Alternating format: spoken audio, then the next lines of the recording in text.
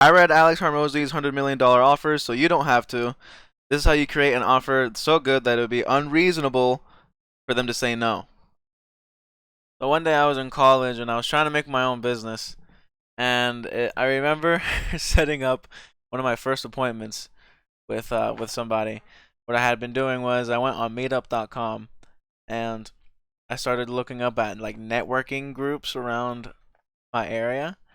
And so after like a couple of weeks of showing up to these networking groups, I was able to basically meet up with this, what was he, a travel, what do they call it, a travel agent.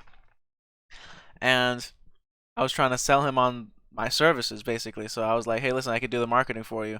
Back then, I didn't know anything, but I could connect with people. So that's why I went out to these networking places because I could just, I thought the biggest thing in my head was network, network, network, network.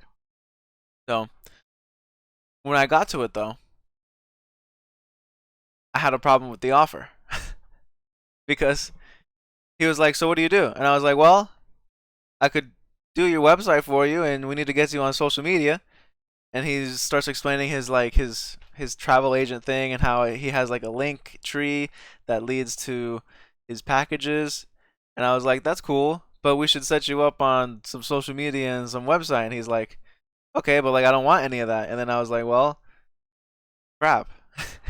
So I went up to him and I didn't really even have a concrete offer of what I wanted to do or how much my pricing was or anything. But I was just so excited that I finally got somebody to have a meeting with me that I was like, heck yeah, this is the start. But when I got there, he literally laughed at, like, he just laughed at me. He was like, okay. So we sat there and in that Starbucks, and it was like a 15-minute meeting. It ended pretty quickly. And he left, and that was the only time that that was the last time I had a meeting with somebody. Like, I stopped all networking after that. I was like, man, I don't have anything actually, I guess. And that was the end of one of my endeavors. These are the big points that I picked up from reading his book and watching his lectures. So I hope this helps you. And as you may know, I'm trying to go from 0 to 100K a month to change education and community for the better. And I'm sharing everything I'm learning and doing along the way, starting with this book. Pretty good information. I still recommend you read the book, but this is the Cliff Notes version. This is what I learned. So the first thing that he does is you have to pick a market. Do they have pain? Do they have money? How difficult are they to target? And is it growing? So in our case, if I'm trying to do a short form agency, or I could even just talk about this channel, I have to pick people that have a pain point. Do they have money is less important if you're doing a channel. And how difficult are they to target? And is it growing? So in this case, if I'm doing a channel and it's self-improvement, business oriented, the pain that they would have is people or young men trying to start businesses, trying to make money, trying to better themselves, trying to get a better mindset, you know? Those are all pain points. Now, do they have money? Um, the avatar state. Okay. So Alex Hormozi really goes and he talks about picking an avatar, which in this case is picking a market. Do they have pain? Do they have money? How difficult they are to target? And is it growing? Alex Hormozi has this thing where he says it's one vehicle, one way to market, and one avatar. Because that is the best way that you can scale. It's the easiest to scale if you just pick one thing on all of them and set up systems and processes to be able to scale that forward. So in this case, if we're making a channel and we have to pick a niche or pick a avatar, I would say this avatar is honestly me a couple years ago, you know? So I would say typically guys in their teenage years to 20, you know, to their 20s, even their 30s, um, struggling with self improvement, business, psychology, and philosophy, trying to figure out their way in life, what they should do.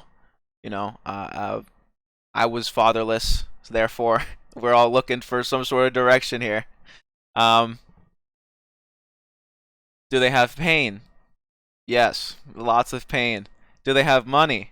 I would argue if you're between 16 years old to 30, you have some sort of money that you're able to put towards things. How difficult are they to target? They're all on the internet. They're all on the internet. So you just gotta figure out the internet. And then, is it growing? Yes, exponentially. This is a growing problem. But you know, and then you could just extrapolate that to a different market. So my friend is trying to do a window company, a window cleaning company. Do they have pain? They need their windows cleaned. Do they have money? If they have a house and they have dirty windows, they probably have money to spend on window cleaning. You know, it's how difficult are they to target? I would say regular homeowners in suburban areas are not that hard to target. You know, go on Facebook. Is it growing? I believe the number of dirty windows is increasing exponentially every day unless they get cleaned. So I would say that it is growing. um, Basically, every niche or every market stems off of health, wealth, and relationships. So in our case, we're hitting all three. I eventually will be talking about fitness. We do talk about wealth, and we talk about relationship. The whole point of picking a market and picking an avatar is to avoid being a commodity. So if you can provide the same thing that every other channel provides, or the same thing that every other window cleaning company provides, then you are a commodity and they can just pay someone else to do the same work that you are going to do. So how are you going to differentiate yourself? Part of the reason is because of the offer stack. So you pick a market and you niche down. Reason being, let's just say we're offering short form content, all right? So there's just short form content. You go to everybody and it's like, I just do short form content. You can't pay, or you don't if I just go around and I say I do short form content, anyone else can also do short form content. But then if I do and I say I do short form content for small businesses and personal brands, then you've niched down and you've created more value. And then if you go even farther, you do short form content for businesses and personal brands around finance, then you've created a you've differentiated yourself from other people, because everyone else is just marketing themselves as, I'll do your short form content. I'll make 60-second TikToks for you and just edit it, and we'll go from there. But then I'm going to that same person and saying, hey, listen, I do short form content for businesses and personal brands around finance. That automatically puts you in a spot where they're like, oh my gosh, this guy's a player, like he knows what he's doing. He does specifically short form content for business and personal brands. I have to pay him more. The second portion of this is charge what it's worth. People buy because they believe that they will get more value than what they pay for. The key word here is believe. So we'll come back to that. But you either work or you work for free, or work for high ticket, because working lower price is a spiral that you don't want to go down. So like if your offer is getting rejected, instead of lowering the price, you have to just increase the value, because if you lower the price, it's just a negative thing. I'm going to go to Alex's video and show it. Ultimately, if you decrease the price, your self-value goes down, the value of your product goes down, they don't respect you as much. It's all just negative. Reason being is, he'll go on to say, he'll do the wine analogy. People were given 3 different wines at 3 different price points, and everyone said that the most expensive wine was the best tasting. But what they didn't know is that they were all the same wine. It's all the same bottle of wine. So the reason being is we perceive that we will be getting more value off of things that are more expensive. And the key here is perceive, when I said perceive earlier, because it's not that we're manipulating anything, but we have to play off of the perception of things sometimes. This is just general psychology. If you can make the prospect believe that there is a shit ton of value here for an X amount of price, then you've won the game. And then the value equation. So the value equation goes dream times perceived success divided by time delay and effort.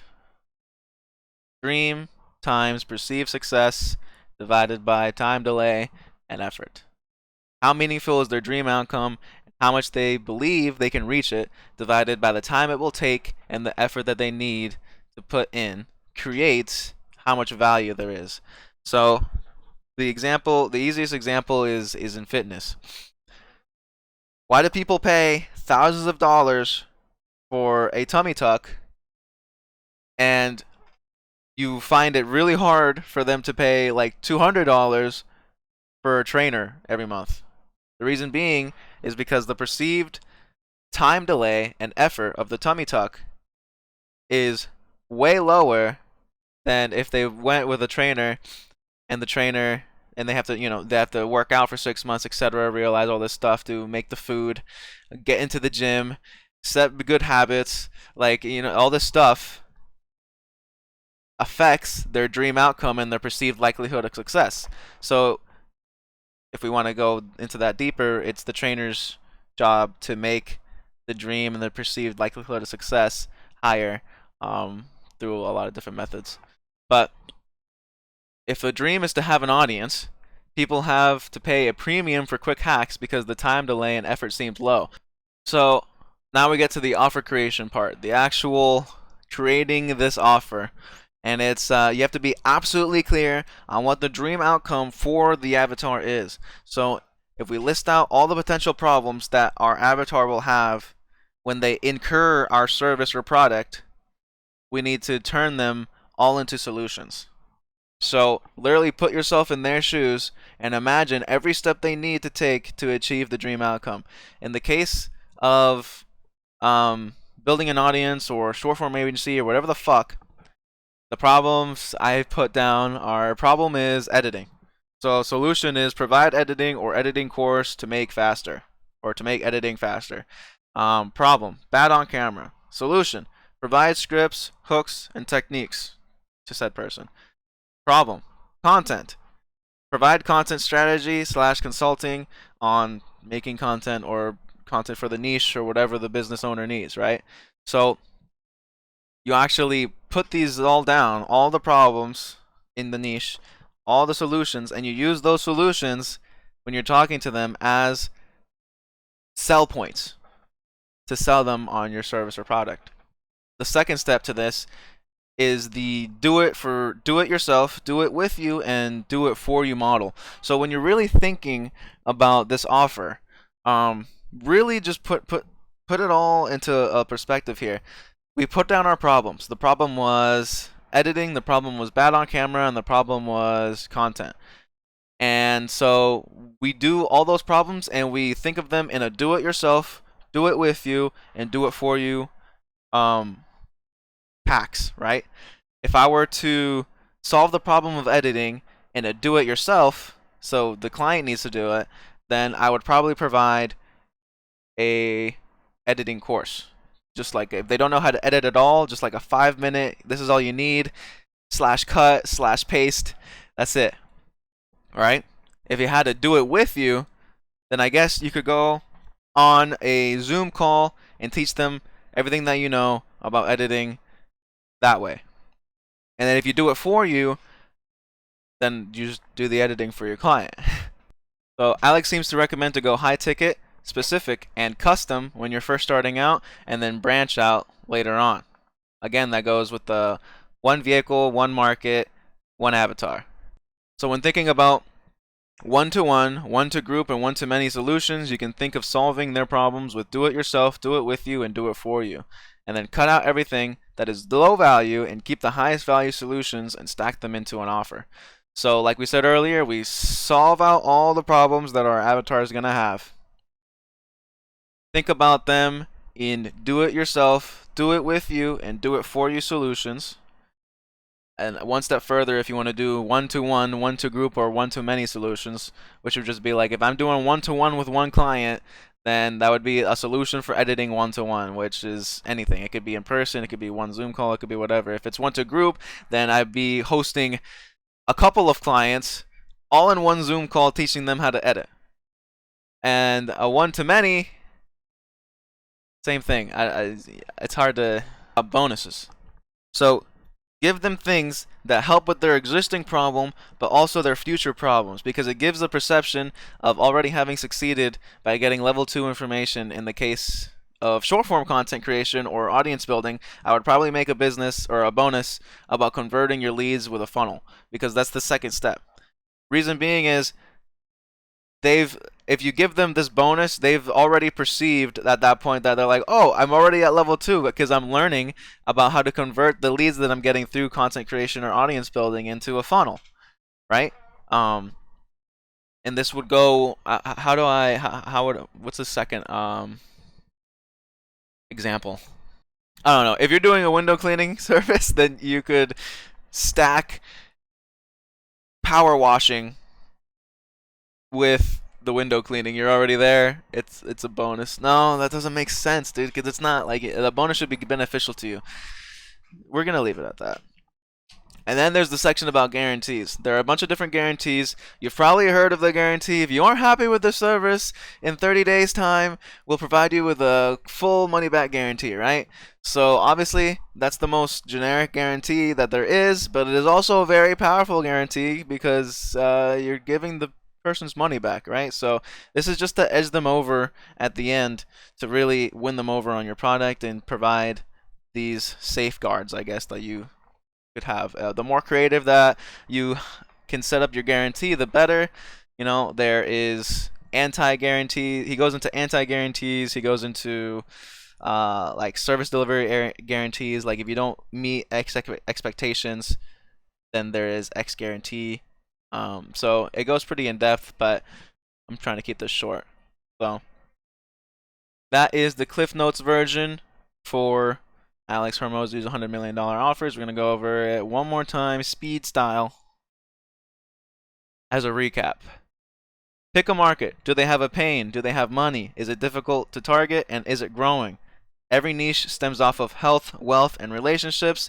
So think about that when you're thinking about picking a market and what your avatar is. If you present a niche enough offer to your market, then you avoid being a commodity. Commodity being anyone can do what you're doing. Example, short form content. Anyone does it.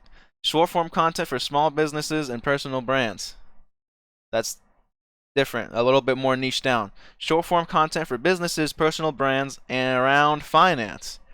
There is the money. That's how you avoid being a commodity and actually increase your value to be paid more. Charge what it's worth. People buy because they believe that they will get more value than what they pay for. Keyword is here, believe. You either work for free or you work for high ticket, because lowering price is a spiral that you don't want to go down. You lower your own value, you lower your perceived value to your client, you lower profits, and you lower your fulfillment. It's much harder to fulfill. So people typically associate higher price with better or higher value, therefore literally charging more makes your business better off of belief or perception, right? The value equation: dream times perceived success divided by time delay and effort. How meaningful is their dream outcome? How much do they believe they can reach it divided by the time it will take and the effort they need to put in to create value, right? Offer creation. Be absolutely clear on what the dream outcome is. List out all the potential solutions and problems, and then use them in your offer as an offer stack. Like, we offer this and this and this and this and this, and solving all your problems so you don't have to do anything. Please buy my fucking service. Bonuses. Gives things that help them with their existing problem, also their future problems. Gives a perception of already having succeeded by giving level 2 information. In the case of short form content creation, I'd make it a bonus about converting those leads with a funnel.